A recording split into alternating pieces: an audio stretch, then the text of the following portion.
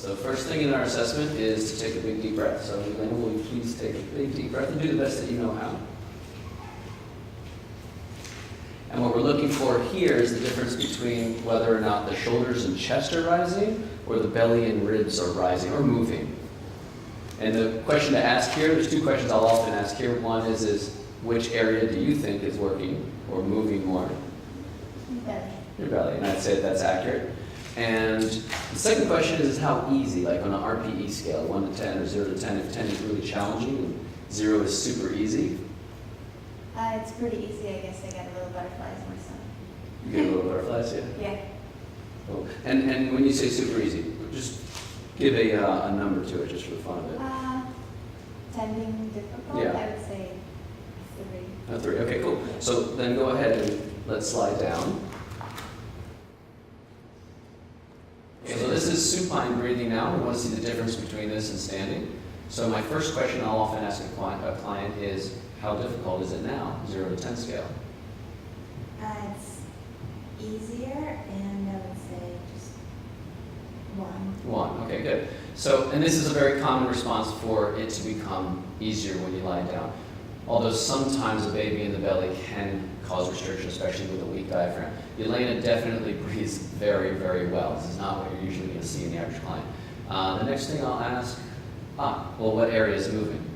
My belly. My belly. And does it feel easier to actually move the belly in this case? Yes. It does, okay. I'll usually say put your hands on your hips and just kind of tuck under and then arch and just kind of go naturally. We want to see her natural movements in all of these assessments. And then my question, what we're trying to get at here is, does she tend toward more anterior? Does she tend toward more posterior? And what do you think, Elena? Easier to anterior. Yeah. And I agree. That's what I'm seeing visually. She can go anterior a little bit more. So in her program, we would probably put a little bit more posterior tilting, right? Mm-hmm. Next is the squat assessment. Real simple right now. Just, Elena, pretend you're sitting in a chair and then come back out of that chair.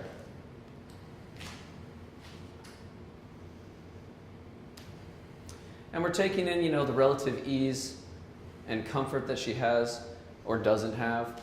And the two main questions that are in my mind in an assessment is, one, where do you feel it? So I'll ask her, where do you feel it? What's most likely to be tired or fatigued? Honestly, first I feel my thighs touch my belly, so a little bit of a pressure here. Not uncomfortable, but just before I even feel muscles move. Okay.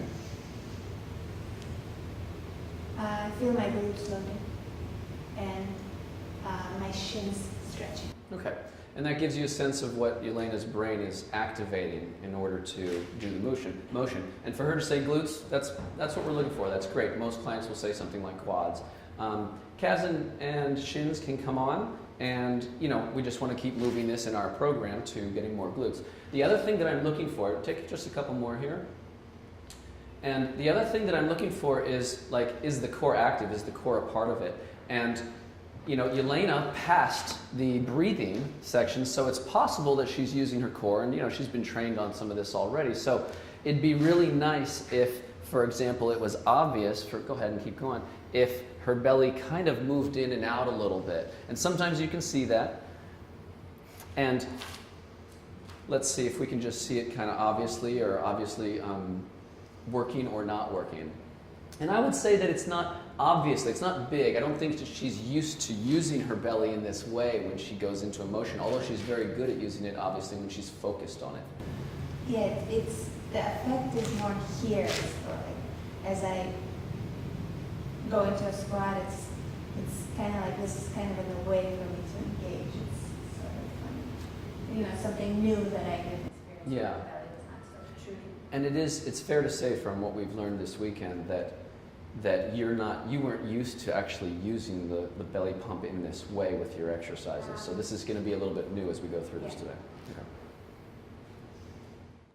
So next is an alternating lunge assessment. I think you know what you're doing. Just take a step and come back. And if you don't feel comfortable doing it, then we can regress this to just a simple split squat. So it's important to relay that information to your client. Elena's pretty fit, and I'm not really worried about it. Have you done things like this recently? Yeah, this is part of your workout. Okay. So, and then the questions we're looking for are, glute activation and core activation. So, Elena, where do you feel it? What's getting tired?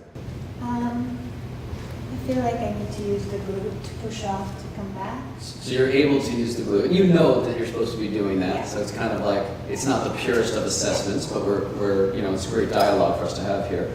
But being this far into the pregnancy, I feel a lot of adductors, ligaments going You on do? here. Yeah, Okay. that's something I noticed just looking at this. Okay, so you're getting activation in here. And so, as she's 35 weeks, so as she moves on in her pregnancy, it may be more appropriate in our program to go back to just doing something that is a little bit, it's from a corrective point of view, we want to use the exercises that help her get the right muscles on, which are, we're going to say the glutes in this case. Take just a couple more though, and let's watch your belly. What I saw in this little previous segment is that your belly wasn't, you're not very active in there, but let's give it another shot and see if there's any sort of movement that goes when you step down, when you pull back. How about one more on each side? Now she's got it. So the first few, keep going actually. The first few reps she did not get. This is really cool to see because now, although you're not going to see it's not going to be massive, but she's clearly in unison and rhythm. And guess what? The lunge looks easier, doesn't it? And you can feel it's easier. So now she's using her belly pump. Again, I'm sort of stepping outside the boundaries of pure assessment right now. I don't recommend coaching your client quite this much, but for your purposes of learning, this is great to see. It's kind of like what's in my mind as we go. Next will be, let's do the twist. We can of course do this with a dowel, but I'm going to keep everything real simple right now. Just turn and look behind you, and then turn and look behind you the other way. And I want to know what muscle gets activated. So what muscle would get tired if I made you do, this for 3 hours straight, and I offered you $1 million? Don't feel any strain in the muscles, just pull in my belly. Pull in your belly. So, but I would imagine the lower back would start to feel something. So lower back, okay. Yeah. Yeah. I would say now that I've done about 4, I feel it more. And pretty common answer in an assessment that the low back muscles are going to want to do work there. So we would work in her program with just trying to make it come from here. What's that? Just feel a little pull here. You feel a little pull here, yeah. Which is your obliques activating as they should. Now, we'll talk about what to do or not to do in programs, a little bit later and obviously through this course. The twist, we're just assessing her. We're not loading her and making her push through this, which would be inappropriate for most pregnant women, especially this far. One more thing about this is, go ahead and turn and look behind you again, Elena, and just pause there. So we're looking to see if this makes about 45 degrees, and this is where maybe a dowel can come into play, but you can eyeball this, and if this goes about 45, which it's kind of going there, she's maybe a little bit short, and then, go ahead, you can take the other side actually. I'm more flexible. You're more flexible that way, okay, and I think I can see that. So go ahead and turn that way again, and then this should in theory go to about 90 fairly easily. So she's having a little bit of rotational tightness going to the right. But that's where you get this idea of 45 and then an additional 45 adding up to 90 degrees. And that's really what we're looking for right there. Oh, one more thing actually is take a note of, we've already noticed that she's slightly lordotic. So, and that's partly where this low back sort of activation is going to come from. Go ahead and turn, but this time let's take a look at what's going on in the belly. So again, sort of coaching but not coaching. And then turn and face the other way. And you want to take note of, does this belly, is it active? And it's not. It's really kind of out there as she gets to the peak point in her rotation. And this is one of the reasons why you wouldn't load most pregnant women with twist exercises. So now, take it like one more time each way and just see what happens with your breathing.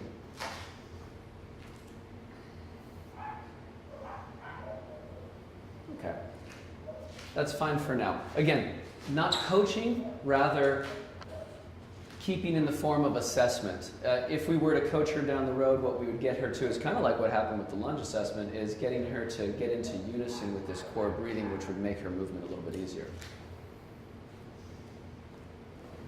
Now we're going to do the bend assessment. So the bend assessment, real simple, just touch toes, come back up, repeat a few times.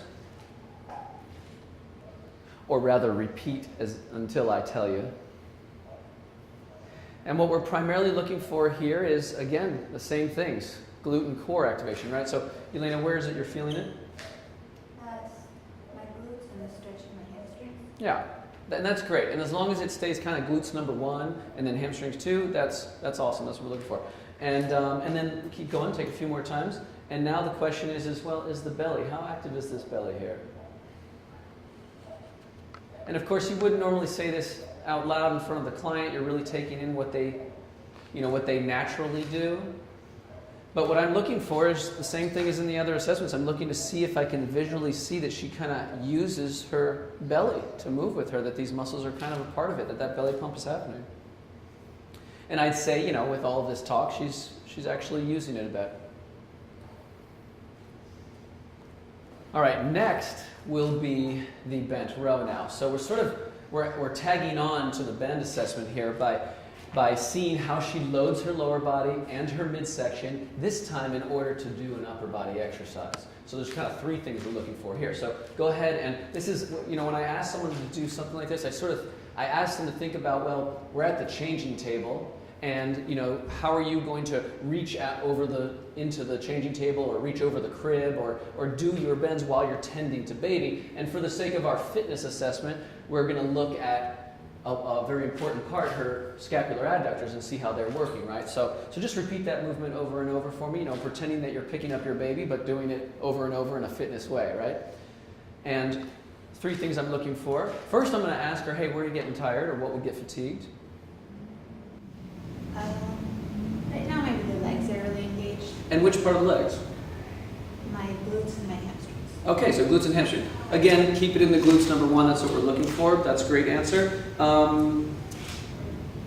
Anything in upper body, though? Right now, no, but the back, maybe the low back will be tired first, and then the upper body, just because the light's weight. The weight is light. And because the weight is light. So what in the upper body is going to fatigue? I would say my small back muscles.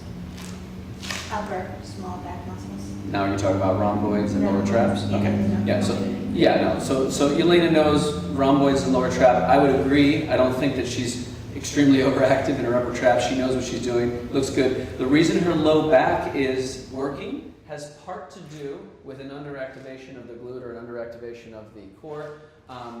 It's kind of a lot to manage. There's 3 big pieces here, and if she's focusing on what's going on here, she's less likely to kind of focus on here. So that's kind of what we're seeing, I think. And yeah, so this is great. So the last one now is a push-up, and if you're really awesome at push-ups, go ahead and do it on your toes, and if you feel like doing it on your knees is good, do it, or do a little bit of both. Doesn't matter to me. First question is, where do you feel it? Okay, let me start from the knees just to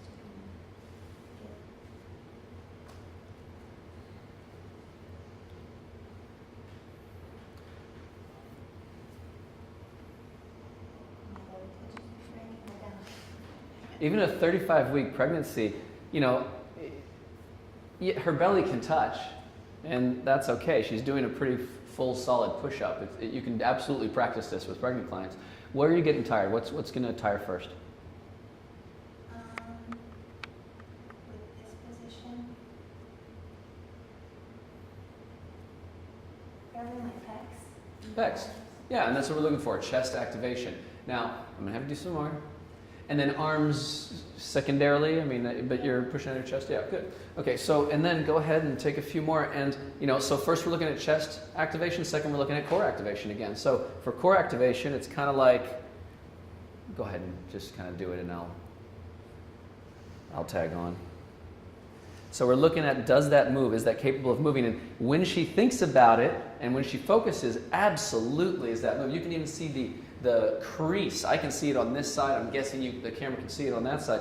And that's really beautiful to see. She's really kind of active in her midsection. Really important in this plank-like position too.